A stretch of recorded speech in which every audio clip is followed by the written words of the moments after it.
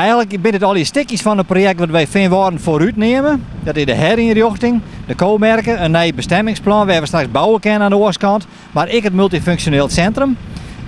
De RIE had het geld beschikbaar gesteld voor het multifunctioneel centrum. Er is een stichtingbestuur aan de gang nu en ik had de hoop dat oor hier ik de bouw van het MFC uiteenzet. En dat sluit een heel mooi aan bij dit centrumplan. Het is in die zin echt een historisch moment. Het had heel lang geworden voordat we zagen een plan om het centrum op een mooie manier te interioreren. Er is een soort sloop, de dieken die ben verouderd en verterd deze. En nu eindelijk maken wij de slag naar een nieuwe inrichting. Dus echt in die zin historisch. Hoe ziet deze inrichting eruit zien? We nemen dat deel de ruimte, dat betekent dus dat je net een dik met trottoirs en alles had, wordt wat op hetzelfde niveau inrichten. Want het idee daarachter is dat de voetgangers, de fietsers en de auto's en wandelen in de eigen joggen. En dan joggen van waar je het eerst en waar je het laatst. Want het is een verblijfsgebied waar een soort mensen winkelen en rennen en neem maar op. Dus je moet even voor een wandelen hebben en daar past deze inrichting heel mooi bij.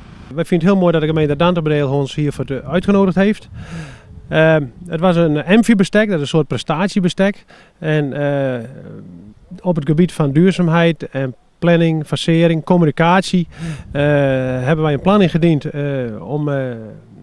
om dit zo snel mogelijk klaar te krijgen. Met zo weinig mogelijk overlast voor de bewoners. En dat hebben we heel goed gescoord.